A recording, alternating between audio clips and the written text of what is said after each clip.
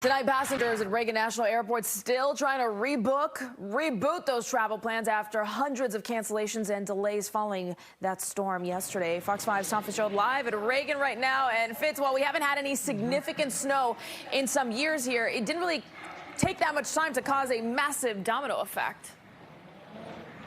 Look, make no mistake about it, they have been up against it here at the airport. It would be easier to tell you what's on time rather than what's canceled.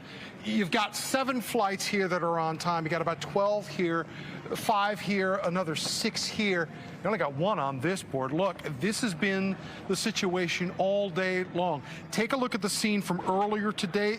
The website flightaware.com reports that they had nearly 205 delays here at Reagan National, 273 outright cancellations. This has caused a mess for people not leaving here, trying to get on connecting flights, trying to rebook those flights, then those rebooked flights get canceled. A lot of the passengers tell Fox 5 this has been a day-long odyssey trying to get out of this airport. So I got here and all the flights were canceled. So we were sitting here trying to figure out, okay, how do we get to our mission? I actually had a flight yesterday and it got canceled, and then I had another flight today and it's been delayed twice now. I'm flying back home to Huntsville, Alabama, and my flight was supposed to be at 12:50. And with all the lane closures, I got here late, so I'm probably going to be rebooking to another flight. And to add insult to injury last night, even some of the passengers that were actually able to arrive here at Reagan National, they couldn't get off the plane.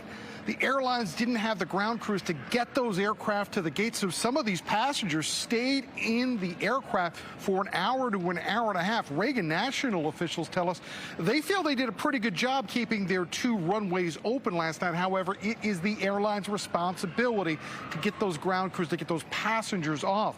Paul Hudson from the group FlyersRight.org says what is needed here is a strong and actionable Flyers Bill of Rights to make sure the airlines deliver the service that they provide.